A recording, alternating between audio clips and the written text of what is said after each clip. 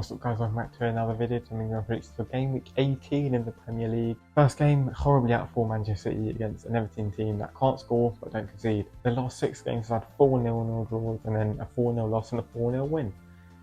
This game, I don't think they're going to keep a clean sheet, unfortunately for them. I do think Manchester City score because De Bruyne, Doku and Grealish will have to play, surely. But with how bad they are in transitions, how bad they are defensively, Everton will also score. I've gone with a 1-1 draw. You know, like I just don't trust Pep Guardiola anymore. Gundogan's going to still play despite being awful. Phil Foden will probably play despite being awful. I know he scored, but like he was terrible. Erling Haaland has been one of the worst strikers in the league since October. Yeah, he's still probably going to play because I don't have anyone else. Defensively, Everton have shut out Chelsea and Arsenal last 2 weeks, and they outplayed Chelsea last week. Well, they should have won. Bournemouth against Crystal Palace. Bournemouth are on a fantastic run of form now. They've won 4 out of their last 5 games. They're 5th in the league. Palace were on a good run, but then they got smashed by Arsenal. I do think they're going to go to the South Coast and lose. They've won 2-1 to Bournemouth. The amount of chances they create is just too great for me to not predict them to score at least 2 goals. Even with Palace's usually solid defence, they let in 5 against Arsenal. There's no reason why Bournemouth can't get at least 2 in this one.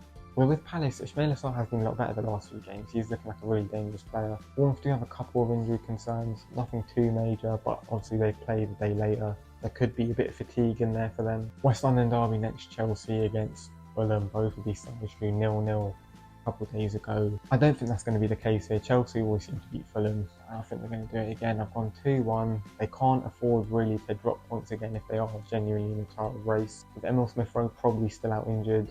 That profile Chelsea have got, you know, the fact that they can just rotate and bring in players with like Madueke and then Kunku is crazy. Newcastle United against Aston Villa, 2 teams who are fantastic in their last games. So Villa beat Man City, Newcastle smashing Ipswich. Newcastle being on a really good run of form, beat Leicester 4-0 before that, and sandwich in between that was a 3-1 League Cup win to get themselves into the semi-finals. Villa have been very inconsistent, but with Onana back they are a lot better. And they have actually won 3 out of their last 4 games. But they never win at Newcastle. They've only won there once this century, and that was in 2005. They've only ever won twice at St James's Park in the Premier League era, so I don't really think they've got much of a chance here. Eddie Howe seems to know how to get the best of Unai Emery. I've gone 3-1 Newcastle. The form Isaac's in, I can't predict him to not score. Tonali, Bruno both been fantastic. Although if Villa do start Duran, you know, there's always a chance for them to score. If Morgan Rodgers plays like he did against Manchester City, if the midfield can play like they did as well, this should be a really, really good game. Nottingham Forest against Tottenham. They're probably in each other's position in terms of where most people had predicted them to be at the start of the season. But to be fair, I say that, a lot of people are Nottingham Forest to go down, which is crazy, man. That team is so good. We know how Tottenham are going to play. They're going to play suicide ball. They're going to have their defenders halfway up the pitch. They're going to try and make Dragusino a ball-playing defender when you clearly can't do that. Forest know exactly how to play against these sorts of teams. They'll defend a bit deeper, and they'll kill them on the counter-attack. Players like Hudson-Odoi, Elanga, Gibbs-White, Elliot Anderson, all so dangerous. And especially against this decimated Spurs defence, I think Nottingham Forest win this fairly comfortably. I've gone 3-1. There's no reason why they shouldn't win this. Brennan Johnson obviously could be playing against his former club. Obviously last year he got a huge head injury very early on in the game, which was very unfortunate. But I expect Forest to win this, and if they don't, I think they'll be really disappointed given the position that they're in and given the way they're playing compared to how Tottenham are playing right now. A new era is dawning for Southampton. They finally got rid of Russell Martin, but they're in a horrible position. West Ham are unbeaten in their last 3 games, or they haven't won 2 of them.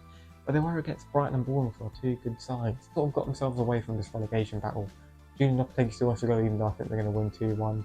I think their squad is too strong. The likes of Bowen and Kudus, Somerville, they will all shine in a game like this. Because although Southampton were much more solid defensively against Fulham, especially with Ramsdale back, I still think they'll struggle. I just think West Ham have too much quality, although they could have a new manager bounce, you never know. Wolves against Manchester United. Wolves definitely did have a new manager bounce after their huge win over Leicester. And Manchester United have been so inconsistent. You know, they win a couple games and they lose a couple games and they draw. They lost really heavily against Bournemouth for the 2nd year in a row at Old Trafford. They did win this fixture 4-3 at Molineux last year, mainly scoring in the last minute after Wolves thought they'd rescued a point. I think this does end in a draw. I've gone with a 1-1. I'm not sure if Cunha's ban will have been decided by this point. If it has, then I'll probably say Man United will win 1-0. But if he's on the pitch, then he'll definitely do something because he's a magical player. Liverpool against Leicester.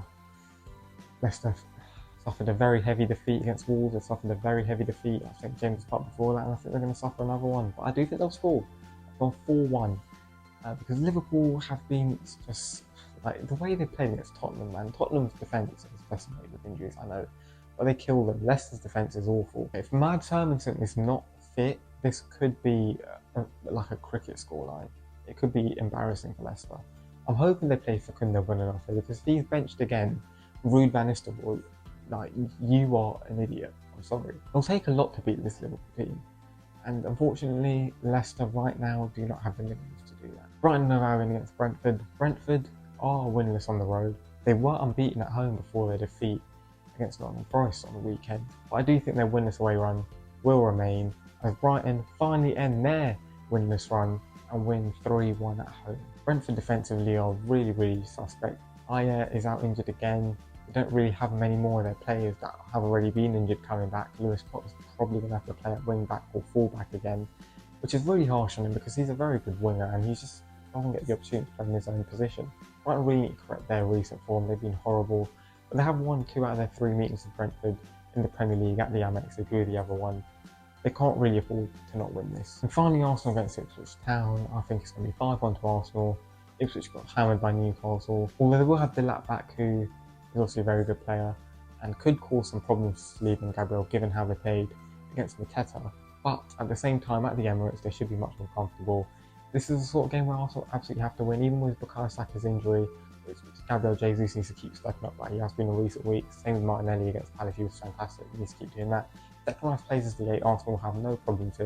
They'll probably be 3-0 within half an hour. Those are my predictions. Let me know what you think in the comments down below, and I'll see you soon for another video.